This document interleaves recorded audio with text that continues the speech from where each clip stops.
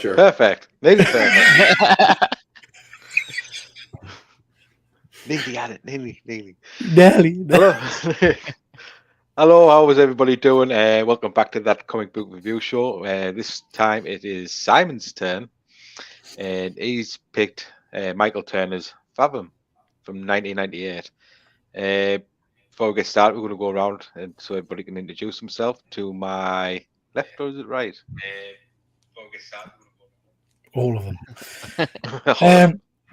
Hi, everybody. I'm Peter from Triple G Comics. And to Pete's bottom, Simon. Yes, my arse is about to speak. Yeah. Hi, everyone. on his ass called. I'm Comic Lad Simon. And Simon's right there. What is going on, Comic Book Familia? The reason I'm here, first, I'm always trying to help out my son, GP Venom. You know, I wasn't going to come on, but you know what? I go, GP's always a good guy, and he's my son. So, you know, I read 9 books last night, and I finished. I read 8 last night. I finished the last one today, so I have it fresh in my mind. And we'll go from there. Good. And of course, we not anybody without the loyal chat. First up, we've got a StreamYard. And then Spytix, AGP, crushing sales calls. Have a great stream. Thank you very much, my friend. And of course, good old Fuzzy Dunlop. He needs cheering up. This will definitely do it, Fuzzy. And Sean Hogan, how you doing, Sean? Thanks for joining, mate. Hi, Sean. So, Simon, your pick, Fathom. Yeah. Why this book? So, why this book? This is a book I picked up when I was a youngster in a comic book shop many moons ago. I just love the artwork. It was what got me into Michael Turner.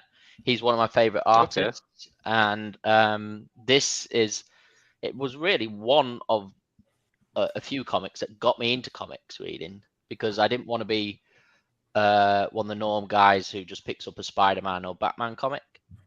So I was always interested in sort of like, we're all interested in, not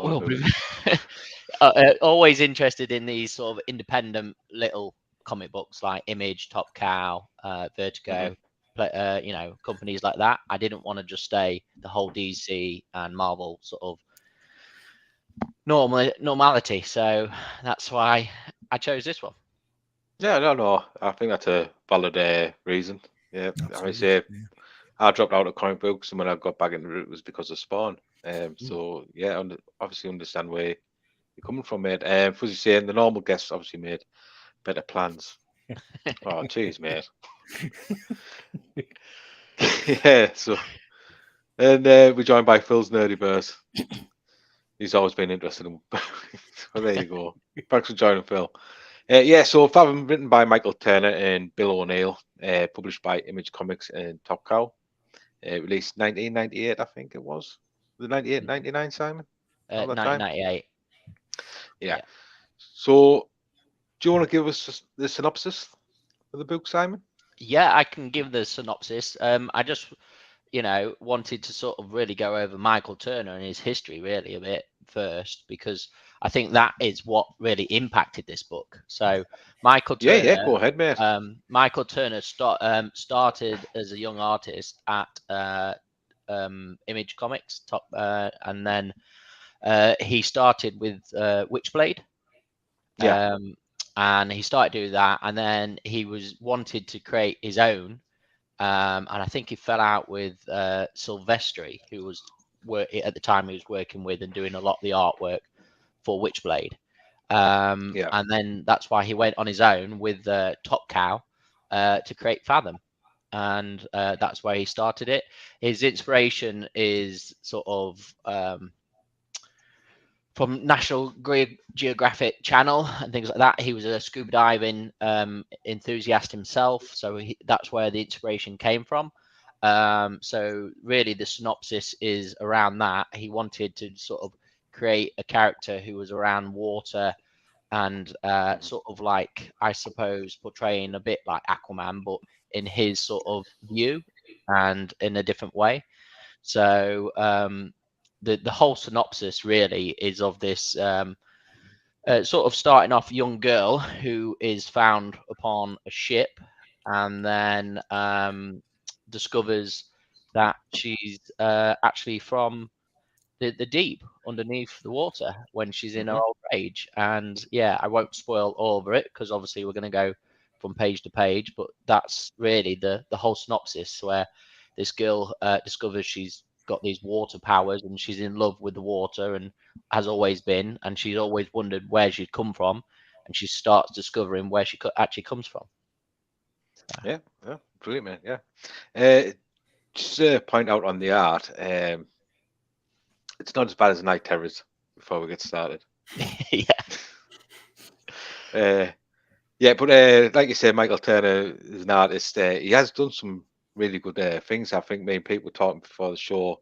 And was you saying he did Identity Crisis? Yeah, I think he did. Yeah, Identity Crisis, Justice League, and he did a few covers for Civil War, which were very good. Yeah. So I mean, you mentioned Witchblade. They did that, and I think he did Tomb Raider as well. Top Cow. So yeah, he was a good artist. Now the art in this, I don't know what it was. I think he was trying to be like a mix between Rob Liefeld and Jim Lee. I think that's the sort of thing he was going for, and it didn't quite get there for me. I don't know how you guys feel about the artwork, Pete. Yeah. So first of all, obviously, Michael sadly passed away a few years back now, bone cancer. Yeah. So very, very sad about that, obviously. I agree to an extent, Simon. I think some of his cover artwork is really, really strong. I quite like his imagery of the Justice League there. I love his imagery of the Civil War covers he did were top notch. And no disrespect to the guy, but I think the artwork in this particular series was dreadful. It was awful for me. I didn't enjoy the art style at all, and maybe that's just because I'm not used to that style. And there's some images later on which I kind of picked out, but for me it just didn't. Pardon the pun. The art didn't float my boat. I don't know.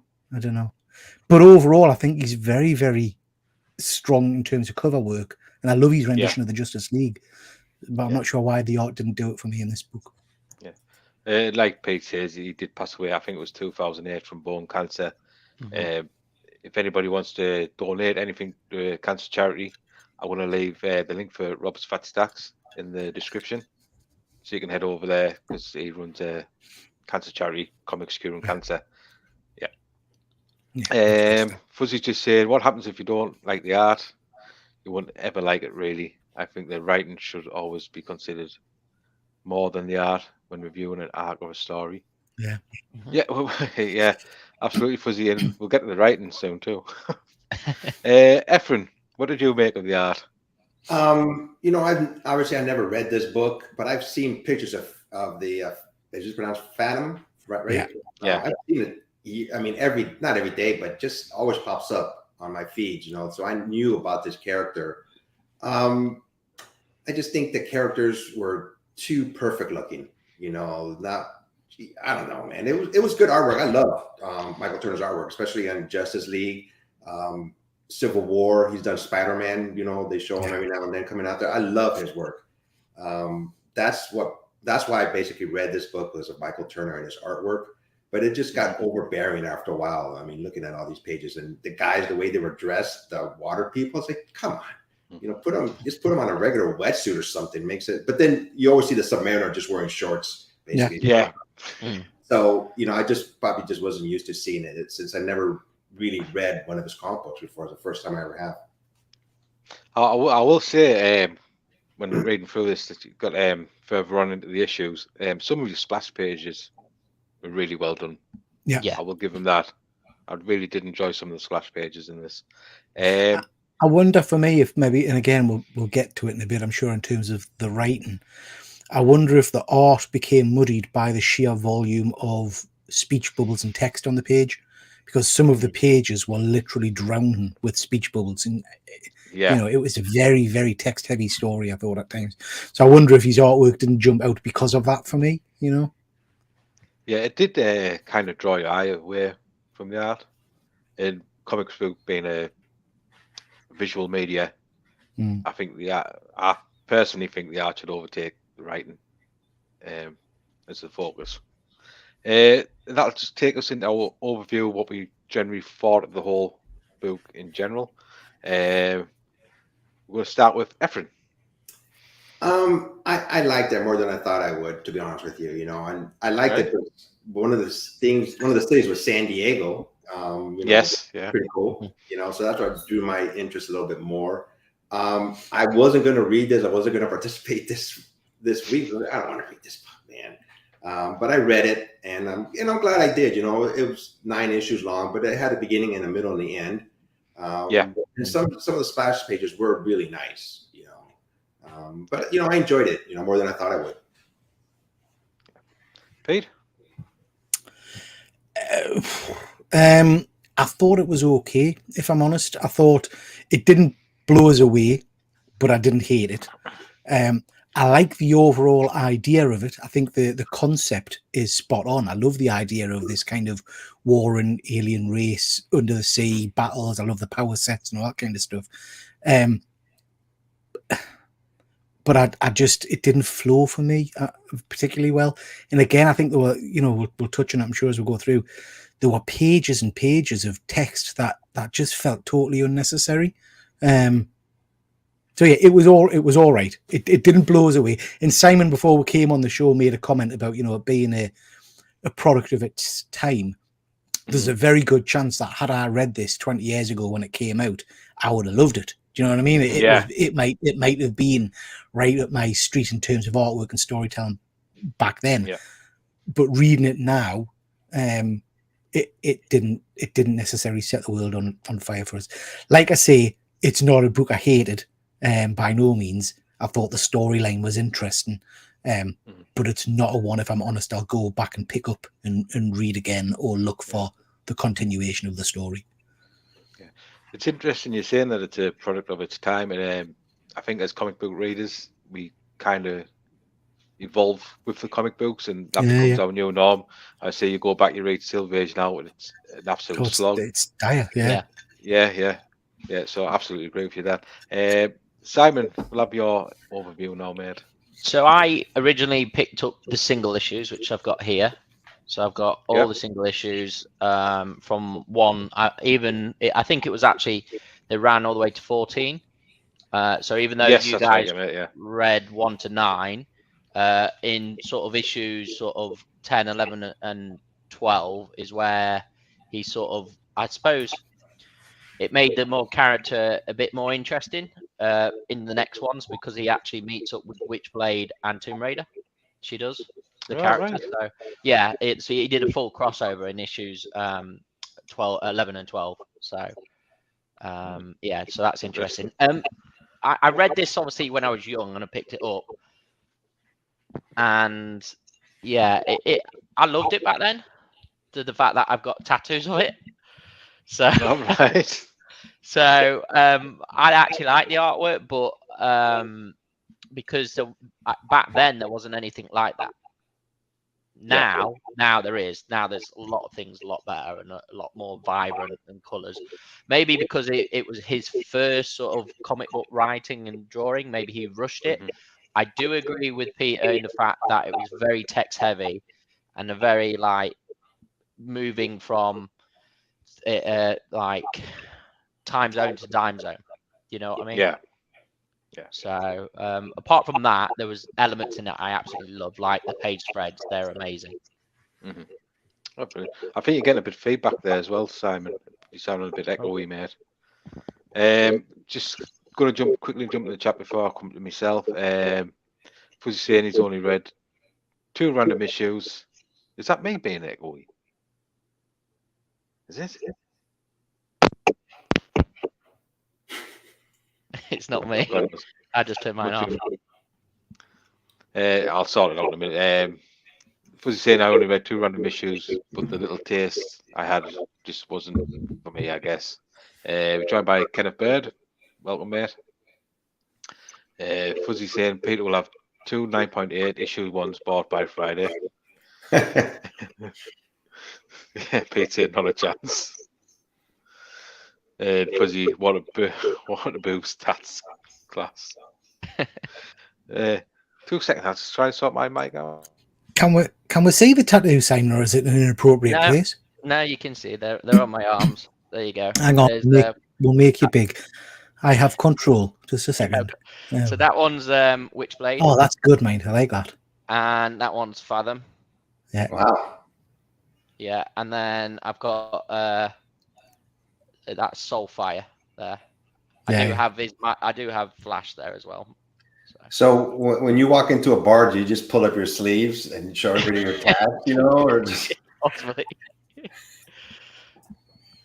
No, well, I do, but the talking point, isn't it? So, but yeah. he was one of my artist inspirations. Him, and now I love Scott Campbell's work. So he's like, I always look like those sort of stylings. Maybe it is the boobs. I don't know. Am I sounding any better now? Yeah. Crystal clear. Oh. Crystal clear. Brilliant. Move on. Yeah, my overview. I thought it was confusing. Very confusing at that. It, like you said, Simon, it did feel really rushed in places. Like I said, I enjoyed some of the splash pages. Some of the art was just really terrible for me. Like I said, it's a product of its time, I suppose. I wouldn't go back and read it again. But now you mentioned that there's crossover in further issues. It's not that many issues I might try. Okay, it's only up to 14 in the book, yeah. So the crossovers with Witchblade and Tomb Raider. Okay. Yeah, that did pique me interest a little bit. So yeah, they are good, yeah. So, but as for these 9 issues, I wouldn't go back and ever read them again. But then, so he created his own independent comic before he passed away called Aspen Comics, which is still going today. They still carry on the Fathom series, but I have not read the Fathom series purely because I don't like their artwork ever since his work. Right. So, yeah. Oh, well, very cool. So we'll just dive into the issues now. So issue 1, and you've got to keep us right on this, Simon. What's with them ostrich legs? Look at the friggin' legs, man. How can you say that is good art? Look at the legs.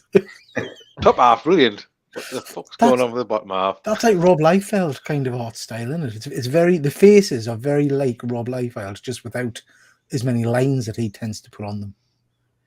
Oh, you get a bit of praise there from Fuzzy Mind. Yeah. He loves the dedication. Yeah, it's like I was saying, it's like a cross between Rob Liefeld and Jim Lee. Yeah. And the scratchy artwork. Maybe he did get that inspiration. So I've never noticed it before. I just thought, Yeah. So yeah, issue 1. Each issue starts with somebody talking, a talking head. It's normally somebody from the military, and that just baffled the shit out of me, to be honest. Yeah. It would have been all right for Pete because he's RAF stuff, being ex-RAF, so he would be getting it. You know what? I'm sorry, Simon. I'm trying to be positive because I don't want to break your little heart. This first issue, I thought, okay, go in with a positive mindset. And I think I had 4 pages of this kind of split face of a different character telling the scene from a different angle. Do you know what I mean? So it was pretty much the exact same wording at the start, but then it was from their vision of what they'd seen on the boat or whatever. And it did me nuts in. I thought, my God, if the rest of the issue is going to be like this, I'm going to explode because I can't bear it. It was just a bizarre way of starting your first issue and hooking people in. Do you know what I mean? I just found it weird. It's funny in issue 1 because it went from that military thing and then it started going on about a lost ship called the Paradise. Yeah. And then you see a young Aspen Matthews, who's with the ostrich legs there. You see her getting off the boat as a young girl, and then it just quickly goes to us saying, "Oh yeah, she's a marine biologist, and she's off to work under the sea." like all good little mermaids, in a research center. And there's a thing about tensions between the US and Japan. Would have been made more sense if it was US and China. You see this man who's in like a suspended animation. He's asleep, basically. And they don't know who he is or where he's from. He's wearing some a bit of a dodgy get up. It's coral. That's what they're wearing. Oh, is that what they wear? Is it coral? Yeah. They're supposed to be aquamen, like, you know, live under the water. So, Okay. or what they're wearing, all that stuff is all coral. There's a lead scientist in it, and I'll come back to him later. And the issue ends where there's a cock up with a test flight, and a torpedo gets fired off. They're just still about looking at this torpedo, heading straight for them instead of running for the exits. Just before I get your guys' thoughts on it, I just want to say hello to Luke. Just popping in there. Hi guys, can't watch. Definitely catching the rerun tomorrow. I'm just glad to see Simon has turned up with his own book. We all are, Luke. We all breathed a sigh of relief when Simon turned up. I've just noticed something. Sorry. Yeah. I've dropped a bollock. So when we're reading this, I've read Fathom, the Aspen version of the book, which is the retelling of the Top Cow version of the book. And I've just flicked through, and my book starts totally different to your book. That's what I'm saying about the talking heads. The Top Cow version's only got one page of the talking head. The Aspen version has got 1, 2, 3, 4 versions of the talking head before you get into it. Like that. That's the start. Yeah, no. So the Aspen comic version's got different panels in it. They must have, when they've re-released it later on, they must have added additional stuff. Yeah. Let me just see what's on the original issue. Sorry, you had to go through all that page. Yeah. It was only on one page with the talking head. Okay. At the beginning of each issue. So you put yourself all through. Yeah. Put yourself through more pain. The comic, he's right. It has the talking heads. Starts there, that one there, and then another talking head. Okay. So you've read the version I've read, then, Simon. So this one's the very first issue, but they've obviously, when they've re-released Volume 1, which is the trade back, it doesn't do that. It only shows one head. Yeah, that's what the version I've read. It shows one head, then it goes straight into the army sort of boat. So the comic is different to the trade paperback. Yeah, just to cut it down, probably. They probably cut it down from the trade paper on the trade. So I've read the complete story from the comic. Put it on your page. There you go. That's why you didn't like it. Efren, what did you think of issue 1? Issue 1, I mean, it was okay. I had a couple of quick questions. The woman in the middle, the one in blue, they never told who she was, right? Not that I remember now. Okay, that's a missed opportunity there. Who is she? She was just there, then she was gone. And they were lost in a boat for 5 years, correct? And this boat came out of nowhere, and they never explained that either, right? Yeah. I mean, were there other passengers on that boat? You know, that's where I started getting, I was like, oh, this is not a good story. You know, they're leaving. They're not explaining themselves, completely. Yeah. Boat, So, Efren, are you talking about the half-face blue thing? Yes. So in the version I've read, that appears 3 or 4 times in different issues. Yes, but they never. And then just nothing happens with it. I think it has a fight and then disappears. And it has one fight. Yeah. So Simon, do they come back to that character later on and explain what it was or who it is? I think from reading further issues, I think it's her brother. Oh. Okay. Right. Nice. That makes sense. They should have did that in the first 9 issues. They had enough time. No, they didn't. No, that's where they kept it all guessing, and you don't know in those 9 issues who it is. Nice. Just assume people would read more than 9 issues. I mean, and just going back to how good the art is, Efren referred to it as a lady before. So Efren, you thought this was a lady, is that right? Yeah, I know. I did. So yeah. I thought it had water boobies. I thought it had water boobies as well. Okay. So, Pete, your thoughts on issue 1? Oh, fucking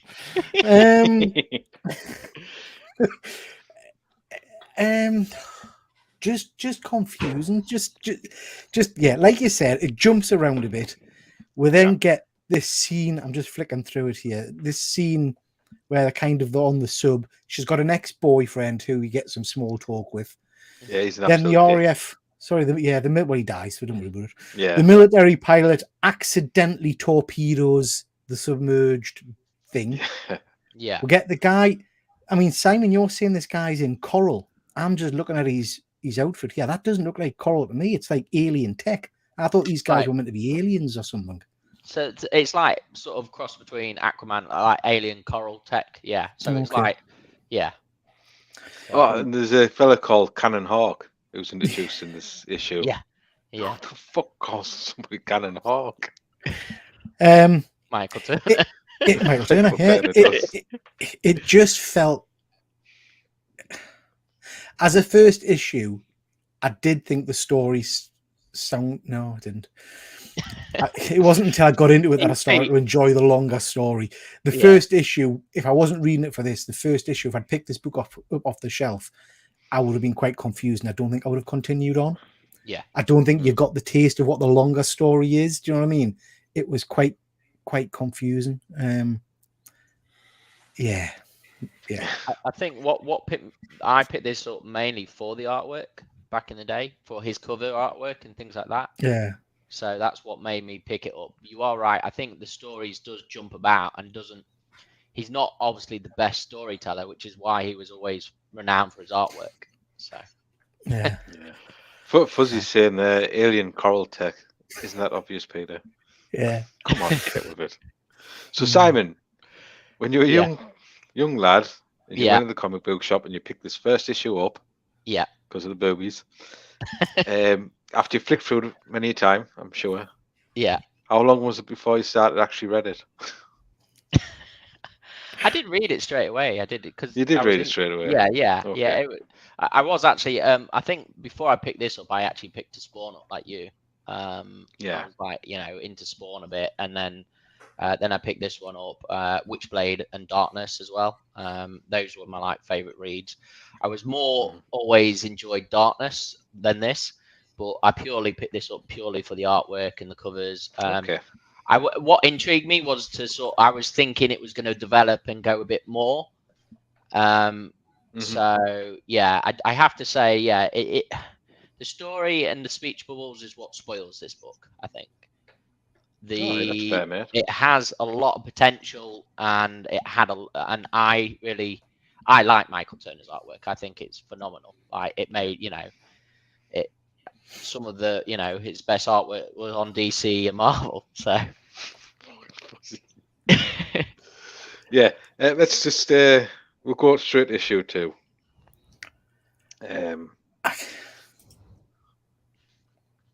Yeah, there's issue 2. Lovely cover. Yeah, I'll give it that. Yeah.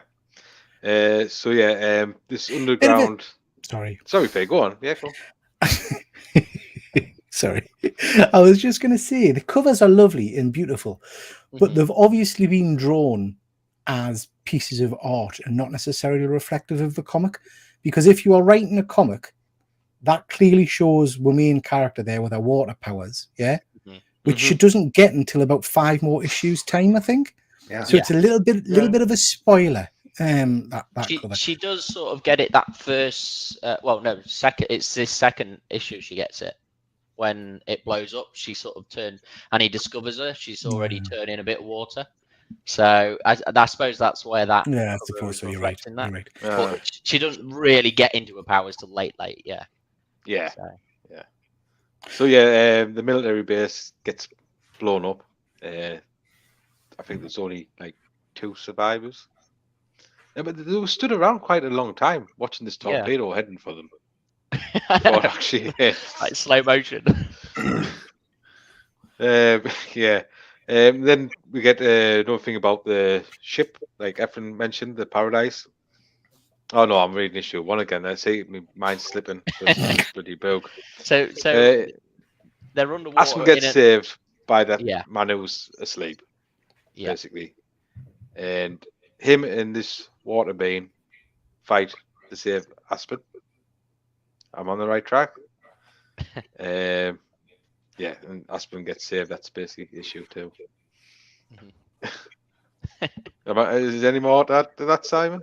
Not really. Well, let's Not really. let's go into a bit more details. So that she's a marine biologist. She's underwater because they brought her in purely because there's a new ship that's there, which is like a new sort of alien tech ship. It's And not. Yeah, they've had it a while. they've had it a while, yes, but they're They've had trying it a to while. discover, like, as a marine biologist, what it is. And they've got the sleeping guy in the coral, who's actually, and so it was a bit weird how the military were going there. They, if we remember, he fired the torpedo at another ship, and they managed to make it miss, like from going into water. It turned itself into water, then hit the marine biologist lab. So it's like an accidental hit. So that's how he was portrayed. So it was a bit weird, with the military being round this marine bio, like where they've built this. But don't forget, it was all funded because later issues we find out the general is in cohesion with the enemy. So that's why it's all connected with the military. But I do feel that there was a lot of military speak, and that's the only thing I really hate about this comic. There's too much of the military speak, and like, oh, Japan, this is your fault, and I was like, it doesn't need that. So no, yeah, you're absolutely right. It definitely didn't need that. Efren, what was your take on issue 2?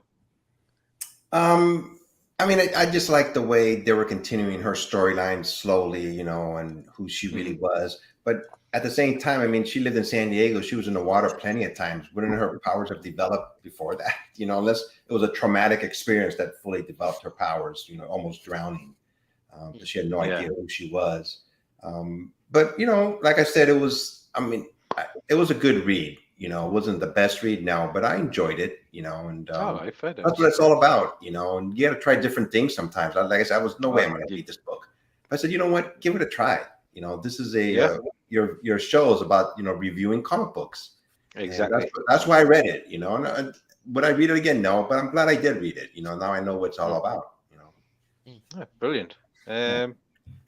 Pete, we'll come to you now, mate.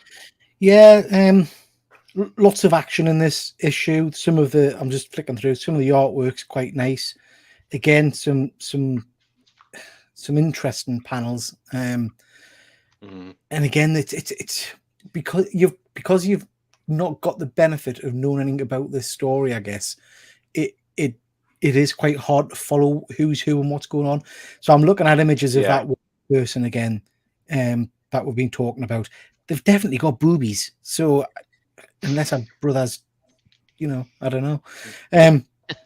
But yeah, it was an all right issue. I enjoyed this issue probably more than the first issue. I was kind of surprised, and it took us by surprise, in that all of the characters we've spent 2 issues kind of getting to know a little bit were all pretty much killed in this one issue. So the boyfriend that they've made comments about and sort of dead. Do you know what I mean? So I was quite surprised that they went that far. And then you do get some good shots of the kind of the undersea alien race with the legs turning to water and all the rest of it. And Simon's right, you get the last panel of her kind of turning to water herself. So yeah, out of the last 2 issues, this was the best one for me. It was quite interesting. All right, good. Oh, brilliant. Then we had issue 3. Start off, you get more talking head, more military speak. Find out the fellow who shot the torpedo is a call sign Joker. That's his name. I don't know his proper name. I couldn't remember, to be fair. Then Aspen learns that she's biologically different to other humans. A Japanese oil rig gets attacked by these underwater men. And then Aspen finds out she's being one of these people. She's been missing for 15 years, but she doesn't remember her past. Yeah, and that was basically issue 3. Anything else you want to add to that one, Simon? The only thing is, like, I go back to what Efren said. Like, if they found her as a young girl on a boat, would you not medically examine her then? You know, the fact that she's only just been medically examined to find out her biological makeup is completely different now is a bit weird. I don't know unless that's happened from her drowning suddenly, but it seems a bit weird now. So yeah, there's a lot of sort of logical things they didn't think about. He just, as I said, I think he just went straight into it. So yeah, and I think that for me is a slight problem with this book. So you get her appearing underwater or nearly dying. The fish are out of the water. They examine her and she's alien. You know, she's got weird stuff and all the rest of it. And the last panel we see of her is in the hospital bed, and they've kind of explained all that. The next time we see her, she's surfing on the beach with a little kid. And it's like, well, I don't quite get what happened there then. Was nobody bothered about any of this? Did nobody think, oh, hang on, look, you're an alien? So she just, I don't know. Do you know what I mean? It felt like a big leap to me. This is one of the non-human biologicals that they're talking about. It's the fact that they let it go. San Diego, guys. There's a normal San Diego. As a person who lives in San Diego, this happens all the time, man. You know, just aliens lights in the everywhere, sky. Man. I go surfboarding with people all the time, man. We talk about all kinds of weird shit. I will say the attack on the oil rig, that you kind of start to see them doing that. That's quite interesting, and I like the power set. I like the way there's a scene where they're talking to one of the guys on the oil rig, and you just see him kind of explode in half and fly off the edge of the oil rig. I quite like that. Interesting. Yeah. What was your take on issue 3, Efren? I'm trying to remember what the heck issue 3 was about. That's when she was on the beach with the kids swimming, right? And then they attack her. Okay. I like the scene. The guy that was on her side. What was his name, Simon? Joker. Not Joker. No, the guy that saved her. Was it Cannon Hawk? No, that's later on. You're on about Killian. You're on about Killian. Killian. Okay, I like the guy that was trying to protect her. I mean, I like that scene when he jumps off the cliff and into the water, and that those scenes for the next couple of pages. I like that a lot. But I thought he was going to be the bad guy, because they showed him at the beginning of the book, but it turns out no, he was trying to protect her the whole time, which I liked a lot. I like that character. Yeah. His humanity, so to speak. That's actually issue 4, Efren, which we're going to get into now. Okay. All right. Now we can skip it now. Go to 5, 6, 7, 8, 9. So we can. What time is it? No, just kidding. So we learn what happened to the Paradise, the ship that she was apparently on that got sunk. I don't know. It was confusing. I found that very confusing when they keep going on about this ship called the Paradise. I'm still not really clear what happened with the Paradise, or that was all about. I thought it turned up on issue 1, and then in this issue it says it got sunk. Yeah. So I I thought the Paradise kind of arrived on. That's the whole premise of the start of the book. Yeah. Paradise arrives with this little girl, and it's been lost for 15 years or whatever. But then I don't really understand what happened after that. They don't really go back and explain it. I don't think. I'm sure they mention it gets sunk. Yeah. And then that's why I was really confused. But yeah, Aspen gets kidnapped by Killian and his team. There's a bit of an underwater fight, and you see them hiding out on East Island. Basically, issue 4. Any extras you want to add to that one, Simon? No. That I mean, so obviously she's surfing with the kid, and then at some point she gets kidnapped, and the kid sees her. So that's why I think they've added that bit in, just interaction with other people. There's obviously, as you said, the fighter pilot Joker. His brother turns up as well at her place. So I think she's got a beach house sort of apartment, so she's always going surfing to the beach, which is why after the hospital she went surfing with a kid. So, but yeah, they basically kidnap her, and then yeah, she finds out that she's from another world. So yeah, that's just the norm in San Diego. Everybody has a beach house and goes surfing. Isn't that right, Efren? Oh yeah, beaches are only minutes away around San Diego. yeah. Pete, do you have any take on issue 4? No. No. Okay. Simon summed it up beautifully there. There's a very kind of James Bond Mission Impossible bit where he drives off the edge of a cliff on a motorbike on top of some kids surfing and hits the water and kind of rescues her and stuff. And it was canny. We're getting reduced to our friend, but I don't think that goes anywhere either. The blonde-haired girl that was one to shoot. I can't even remember. Yeah, it's like, this is my roommate. And it's like, okay, she's a news reporter. And she's a reporter, yeah. That's why they brought her in as a character, just because her friend was a news reporter. And I'm like, okay. So otherwise, it's a bit weird. So yeah, it does feel like the shoehorn characters in these issues. It feels very much to me. And again, I'm sorry to do the guy a disservice and stuff. It feels to me like this guy is an artist primarily. He's got this great idea because he loves the water. He wants to do a water kind of based story, but there's not really a big plan mapped out here. So each issue's got stuff thrown in that reads at first like it's going to be a plot point later on, but it just goes nowhere. And you get characters who come and go and disappear left, right, and center and don't really make any sense. So it's like he hasn't got that longer term plan. Maybe I'm doing him a disservice. Maybe he's after issue 9 because we've only read 9 issues and there's a lot of them. Maybe it's after that it all starts to pull together. But as a 9-issue arc, I feel like there's a hell of a lot of people in this book that I haven't got a clue what happened to them or why they were even here. Do you know what? I think if you cut out quite a lot of this book, you could have had this at the easy 6 issues. 6, yeah, definitely. Yeah, to tell the story. And I think he was just trying to stretch it out on purpose. That's how it seemed to me. Yeah. So, do you have anything to add, Efren? No. What you guys said, Oh yeah. Good. So then we're on to issue 5,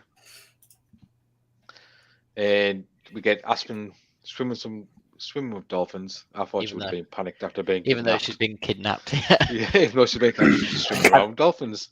I think this is a flashback one, isn't it? So that's. Killian tells her she's a being of the water. Then you get the Japan-USA tensions rising. Cannon Hawk saves somebody with water bubbles. It's a thing. And then you get Aspen by the end of this embracing who she is. And you see her in a coral outfit. Did I miss anything out on that one, Simon? No. I mean, so what I want to point out here, the double page spreads with the dolphins, that artwork looks fantastic. Yeah. Then, like Pete says, then they go into an artwork with just full text and heads. Yeah. And it's like heavy read. It's like you've just gone from an amazing artwork, double page spread to this heavy read text. So I'm not going to lie, Simon. As soon as I see that page, I just pretty much skim. You're like skim, yeah. I did the same because I just could not read all that text. So, yeah. Efren, how did you find issue 5? I did dig the dolphin scene when she's swimming with dolphins. I mean, how fun would that be if you had powers like you had, and just going swimming, discovering you had new powers? She was like a kid, innocent, but Killian, the bad guy, was just, little by little was trying to turn her. Yeah. So, but I did enjoy her exuberance and, wow, heck, I can swim. I can swim with dolphins, that'd be so. If I had any superpowers, everybody always says they want strength or invisibility, Spider-Man powers. But if you had powers like Aquaman, Submariner, or Fathom, I think that'd be so cool. You can travel anywhere basically underwater, and hang out. That'd be a pretty cool power to have. Absolutely. Pete, how did you find issue 5? Just exactly what you guys have said. Yeah. I think, in terms of the artwork, I did enjoy that image of the dolphins.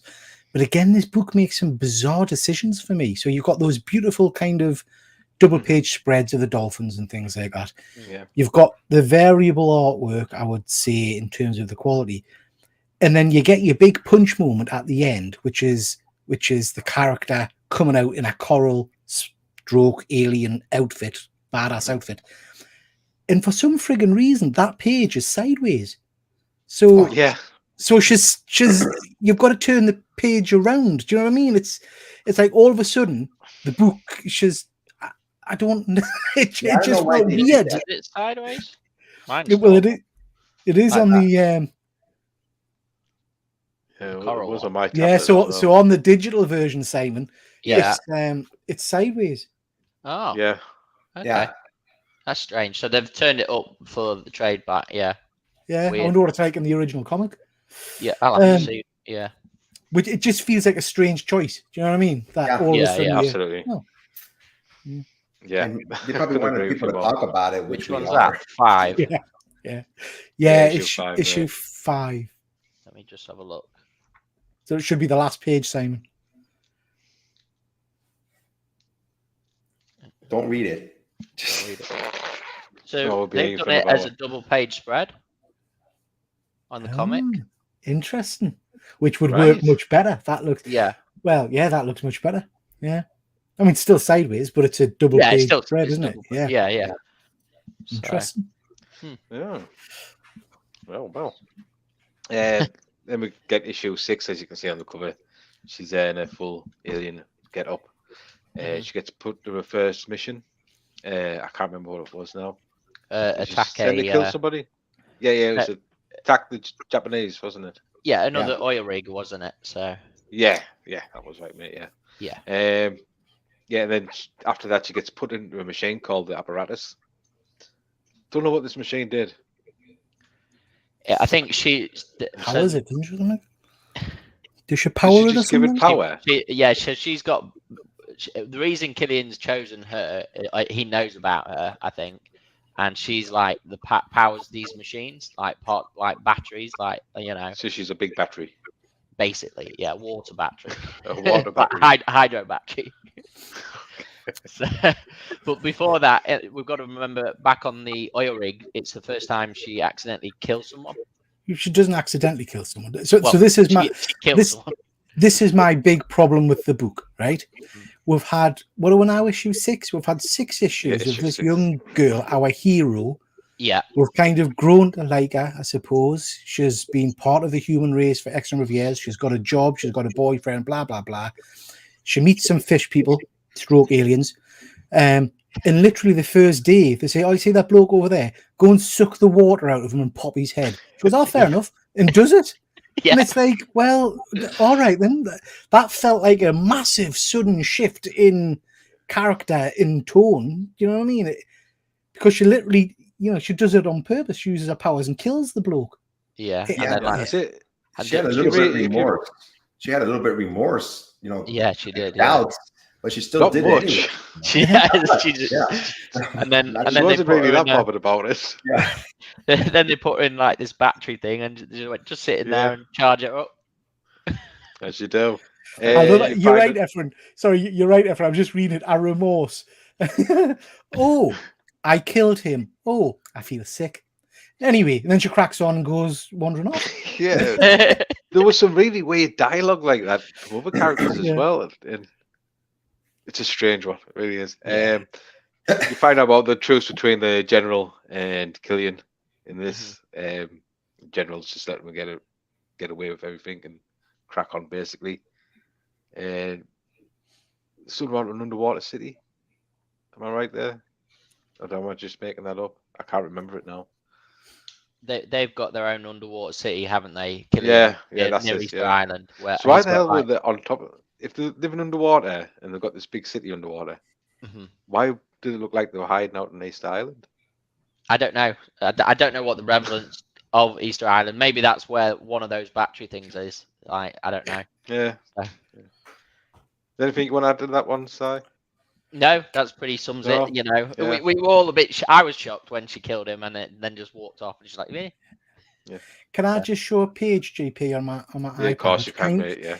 Which kind of, I'm sorry to keep dissing this book, but it kind of shows why I started to lose the will to live is the volume of look at all those speech bubbles Yeah. on Yeah. one Yeah. frigging panel. Yeah. Do you know what I That- mean? It's like I actually really? skipped that one. I did. And I don't think Skip it that one as actually. well. I did. Yeah. I don't think it's actually got any relevance to the story either. It doesn't No. I don't add think it to does. anything. It's So, it's what's his name, brother, and the reporter, which just going on and on and on. You And don't see anything. and they come talk of it. about the boy and that she's friends with, and it has no relevance. It's too much. I think It's just- when you Yeah. write a book, you have to write a certain amount of pages per book, obviously, so people want to buy it. Also, I think they made it. This is just like filler space that they had nothing else. Then they wanted to extend this into the 9 issues, at least the first 9 issues. yeah. But seriously, this could have been like a 6-issue series. The beginning, it would have been fine. Absolutely. They're just filling in pages where they think they're obligated to, and they didn't know exactly what to put in that would make it Yeah. relevant. You know. Yeah, I think you're right, different. Did a lot more comics back then, like Spawn, always have a lot of speech bubbles, or I can't remember. I don't think so. It's. I mean, this is my kind of. Was this the 90s? Was it this? Yeah, late 90s. Yeah. That's kind of my prime reading time when I was reading everything from Marvel and DC and some Image stuff. Mm. And the part of the problem, not a problem, depends how you view it, I guess. Part of the issue is that everybody was used to working for Marvel and DC who had a very specific formula. You know, they were very tightly controlled editorially, you know, and you had someone checking stuff like this and saying, no, too much words, too much, you know, and they had the Marvel style, you know, all that kind of stuff. Yeah. And then you got these companies which basically broke away, and big name artists decided, like, you know, McFarlane, Liefeld, all the rest of it, Liefeld. decided that they could do it all themselves, which they have in some regards. But you suddenly got artists and people who really weren't used to writing books. They were used to being artists, and all of a sudden they were the big name, so they did everything on the book. And it shows in a lot, not just this book, in a lot of those early Image books and stuff like that. Read Youngblood; it makes no friggin' sense at all. No. But it's got nice Rob Liefeld art. Do you know what I mean? And if you like that kind of art style, yeah. But it's a prime example of the name being given the keys to the kingdom and not necessarily having the skills and the background to do it properly. And that's exactly what this book shouts to me. A great artist, perhaps not the best storyteller. At this point in his career, I'm sure he developed better and he'll have learned from this, you know. But this first few issues, it's not a cohesive story for me. Sorry. No, that's absolutely fine, man. So we get issue 7. You get Aspen. She's confused about where she wants to be. Does she want? Oh, I don't know. It was confusing, like we say. We find out one of the scientists survived from the torpedo attack. He's been missing all these issues from issue 1, and he's suddenly working for Killian. Yeah. And there's something about Kyla. She's another one of these fish people, aliens. They don't actually give him a race name. That's maybe what's missing. They didn't know. But the thing is, because they're underwater, but then you have their ships up in space. They can go up, so they have. So you don't know whether they're actually from Earth or from outer space. That was another confusing point. Yeah. So you don't know. We don't. I don't know. Is there anything you want to add to this issue? Because that's all I've got for issue 7. It wasn't a very good issue, I don't think. It was a bit like, because they've kidnapped her, and it's like that she's working for them. She's a battery charger, and she's learning off them for the next, like, does it say 3 years? She goes missing again.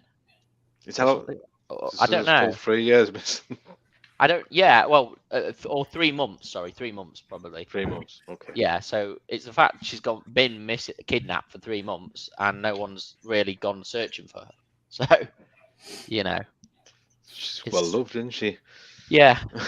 So she's definitely accepted these people, and these are her people, and she's become very trustworthy with them, because it's like, oh, this is where I belong. This is who I've always been. So, but okay. Efren, any take on issue 7? No, I'm okay. No, he's okay. Pete? just again to say this, there's some nice artwork in this issue, and it's a bit more action orientated. But again, there's an interesting point with that character, which I wonder if they get into more as the series goes on, where I think, I don't know what the relevance of the lady was, but the person that's been kind to her, this other lady, gets shot through the chest. Yeah, Kyla. And she goes a bit mental, and she screams, die, die, die, die, die, die, die. I mean, she shouts die 8 or 9 times, and then she says, "Oh no, that's not me," and then she carries on. So it's bizarre. Do you know what I mean? I think they're trying to show the kind of the gritty kind of angriness of her at times, but it just comes across quite interesting because she's quite a goody character, if you know what I mean. She's quite neutral all the way through the book. So I wonder if later on in the series you do get more of that kind of berserker wild side to her coming out more in a fighting style and stuff like that. I don't know. Yeah. Okay. Then we get issue 8. We get small backstory. That's a stunning cover, mind issue 8. It is. That's really nice cover. Cover that. Yeah. You get Aspen's backstory when she was a kid. Obviously, she can't remember. I think it's Cannon Hawk is relaying the story because he was a protector. You find out that he was the protector for her brother. Yeah. Her parents get killed. And Killian's plan is to flood the Earth's core. So he's taking over a satellite, making this big blue sun that's going to shoot a beam down, break through the Earth's crust, and basically flood it. Is anything else you want to add for issue 8, Simon? No, I mean that's it really. So Cannon obviously, eventually goes to try and rescue her after 3 months, and then find with the air pilot, doesn't he? So we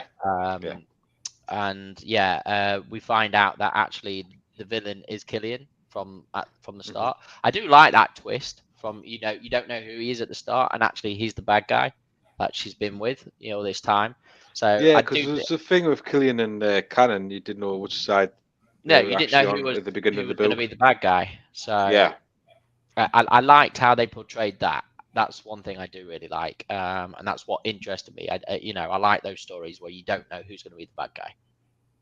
So and obviously, like Cannon rescues her. Obviously, her friend sort of gets shot as well. The woman who's been Kyla gets shot. Kyla gets shot. And then basically Killian is able to start the machine without her help. So that was what was confusing. Yeah. So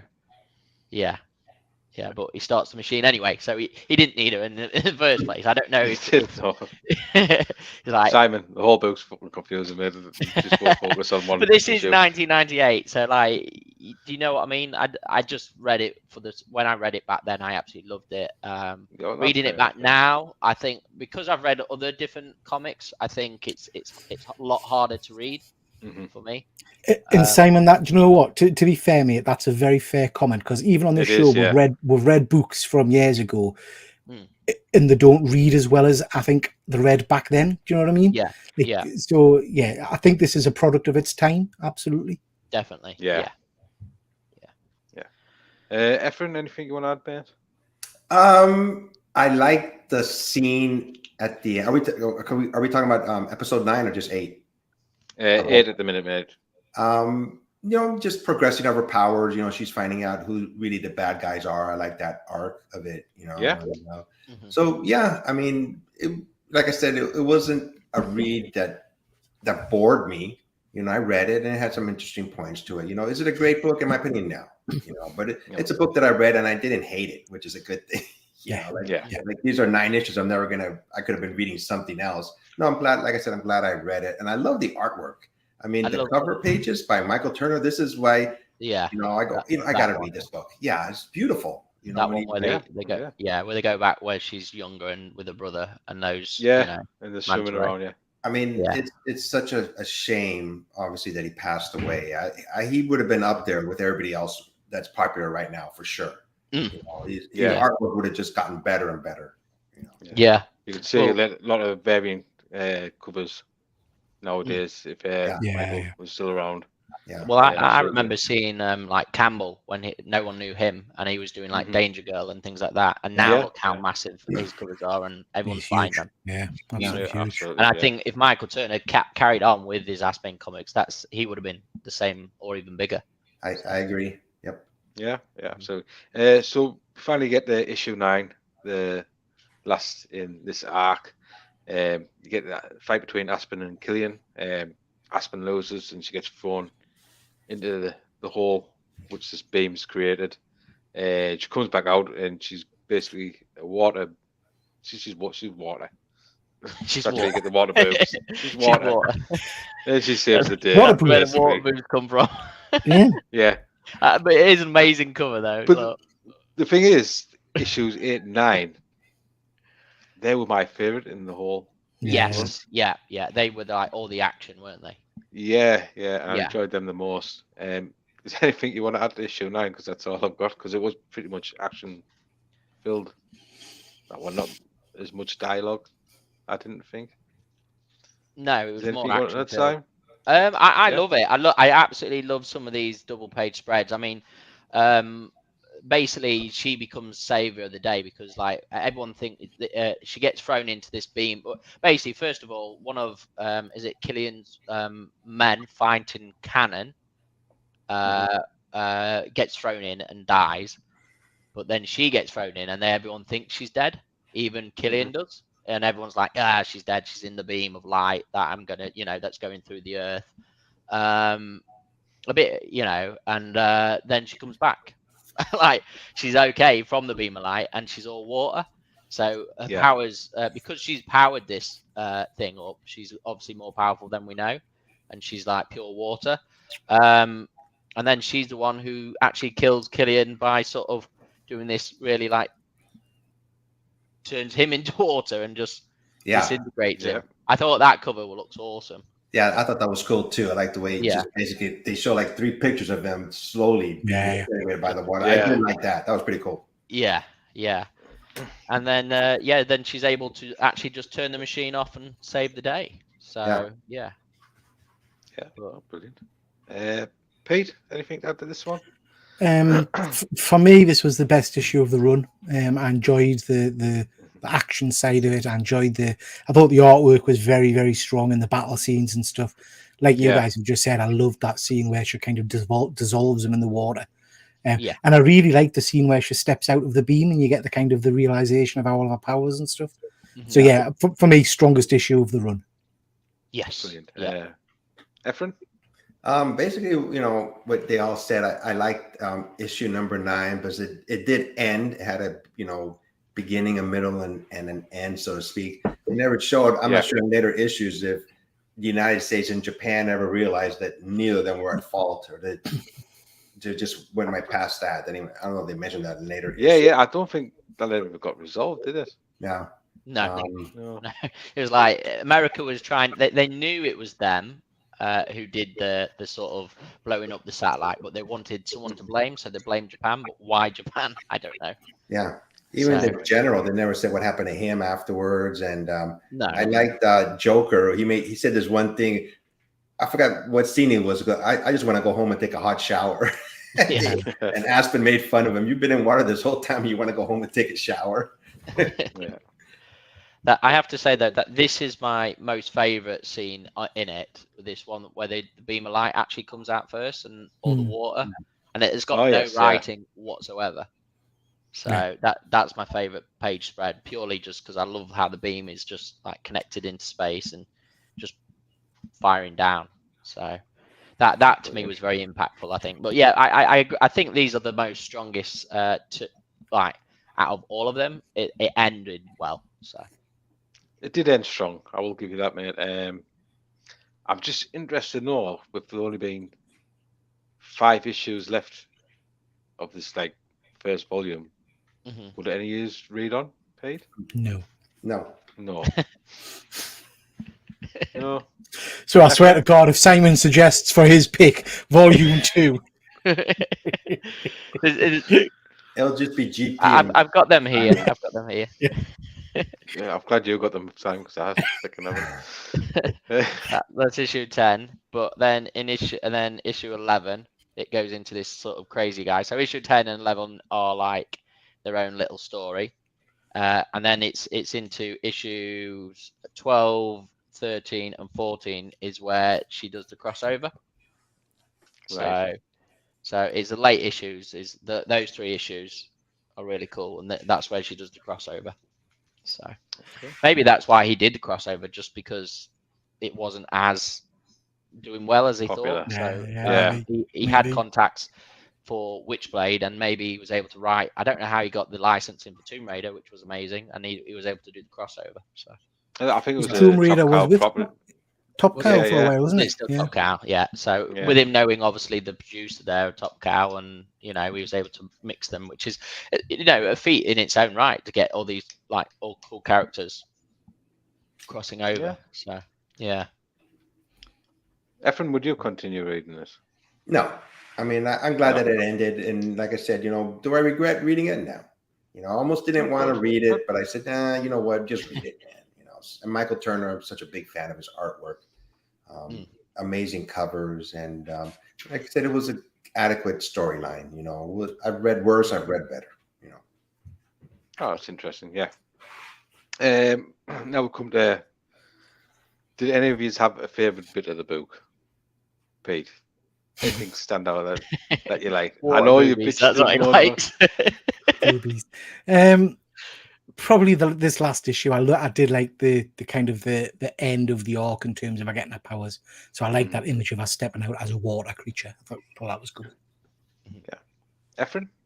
Mm-hmm. This had nothing to do with the storyline. I just liked that part of it was based in San Diego. That's like, oh, it's cool. So that got me reading it more, about San Diego. But the one scene that I really liked, I thought was very well done. And Simon showed a picture of her when she was swimming with the dolphins. I thought that was pretty cool. Yeah. Who wouldn't want to do that? That looks so awesome. Simon, your favorite bit?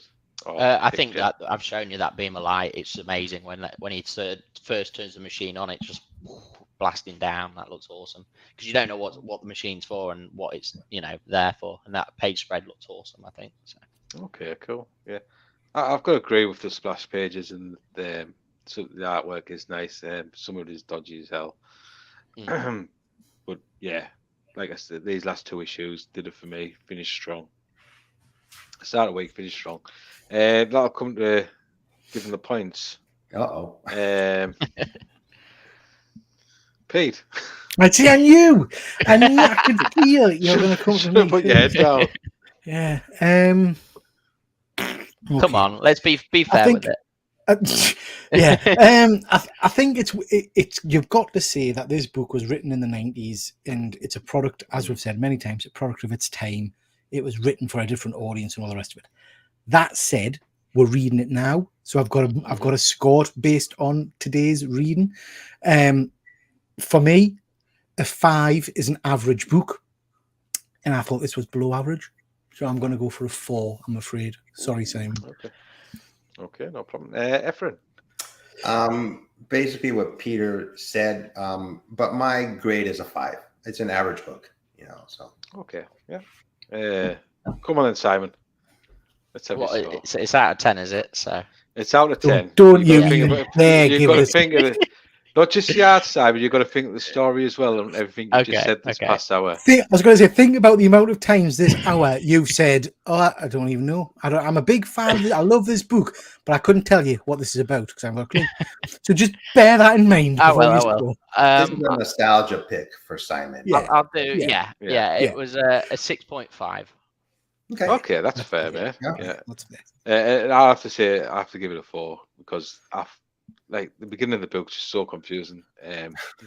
I didn't get what was going on half the time with the military, the talking heads. Just absolutely did my napper in. Like I said, some of the artwork looked a bit dodgy. When you get them splash pages, though, they were brilliant. I did enjoy the last 2 issues. I wouldn't read any further, unfortunately. No, but I might. Yeah. I'm intrigued to see about that crossover. If it's just 1 issue, I would probably read that 1 issue. If you do a review of the next chapters, I'm gonna unsubscribe to your channel, GP. Don't worry, Dad. And that. Oh wait, there, I've messed that up. There are 4. It's now a top book. It's a 6. 4. It was there for a minute. Plus 5. I think the takeaway though, Simon, is that this is a book that you love and enjoy, which is great. Yeah. And we're We've all got- like yeah. different things, you know. We've got to choose even the worst books, not just the best ones we really like. Because I was going to pick Something Is Killing the Children, which I absolutely love at the moment. And I think that would have been a higher grade. But So Simon, you've irritated us more there, because the thought of me having to sit and read this or enjoying myself reading my beautiful hardback Something Is Killing the Children. Yeah. Yeah. And I've tormented you with this. That's But this is the whole point of the show anyway. It's absolutely to get us reading different things. Some things we won't like, some things we'll like and all agree on. Absolutely. Won't. This had an average score of 4.8. Okay. So this so is slightly below average, which I think is fair. So, but now we've got a top 10. So do you want to know what the top 10 is? Go on then. Number 10, we've of course got Fathom. Number 9 is Flashpoint. Number 8 is Nocterra, Volume 1. Number 7 is Secret Invasion. Number 6 is Immortal Hulk. Number 5 is Thanos Wins. Number 4 is Deceased, Volume 1. Number 3 is Punisher, King of Killers, Book 1. Number 2, Crimson Cage. And still at the top, Efren, is Philadelphia, Volume 1. Man. There you go. You know, actually, Very Philadelphia, Ronnie Barnes just posted on Instagram that the next issue is coming up pretty soon. You know, so he took a little bit of a break. I wish he'd release the next hardcover for it. Yeah. But yeah, that's our top 10, and this is what we've got coming up next: GLA versus Avengers, which is Pete's pick. And this will be really interesting, because this is, to be fair, this is probably as much like Simon's pick. I've not read this book since it probably first came out. So this might, when we read this might, not read as well in the current age. Be interesting to see. Definitely would be another interesting one. So Pete, what have you got coming up for the rest of the week on your channel, mate? I can't remember. I've got Thursday. I've got This Is My interview show with reviews with Rich, so that should be fun. Saturday I will be doing a Saturday Night Live. Sunday I will be doing a comic book review show, I've no doubt. Brilliant. Simon, got anything coming up? No, nothing as planned yet. Just joining at other shows. I just enjoy going on everyone else's. So. Well, that's all right. We're glad to have you. Efren, what's coming up, mate? Well, hopefully tonight I'm going to go live on my channel. Peter does a review show of the books, and I do a preview show. So I'm going to try to preview the books tonight, and then also tonight I'm going to show my everything that I bought from San Diego Comic-Con. So I'm going to start at 7:00 my time, which is about 3:00 your time. So I expect all you guys to wake up. I'll send you a message about 2:50. Wake up. Yeah, that'll be good. Yeah. So check it out. What did Dad buy his favorite son? Oh, yeah.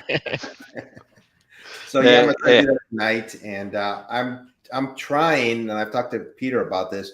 I'm gonna go to the Comic-Con Museum, which is in San Diego. Oh wow! I didn't realize they have a Stan Lee exhibit right now, so I'm gonna go and check it out. I'm gonna go twice, hopefully. One just to check it out, take video, and the second one I'm gonna talk to Peter about it. We mentioned it briefly. Maybe I can go live on his channel, but it'll be more than 5 minutes if you guys want to see the whole thing. But what we'll do, Efren, is just do a full live stream. So you could just be going live, and I'll prattle on in the background on screen, or I'll still show them the stuff. Yeah. So with that, talking to Peter, that will be on his channel. We'll do it on Triple G. That'll be absolutely brilliant to see. Probably later on this month. We're going to do it. So it'll be fun. Nice. Yeah. Stay tuned to this channel, because I've got more football cards to open, because I'm integrating my other channel back into this one. And some Pokemon cards Thursday night. They'll be getting opened. Nice. And then overview of Saga of the Swamp Thing, Volume 1. Okay. Yeah. So that'll be on Sunday night. It's just a quick one, about 5 minutes or so. and then the week after that is the Turtles Ultimate Graphic Collection, Volume 1. Just a quick overview, because that one's going on the list for us to review. Very cool. By popular demand. And that's it. That's it for the show. Thank you everybody for joining the chat. Thank you everybody who's going to watch and rewatch. By the way, a lot of you come back to the channel. Hit the subscribe button because you're not subscribed yet. I can see it. I can see this. Yeah, but that's it for us tonight. Thank you very much. And until next time, we'll see you later. Say bye. Bye.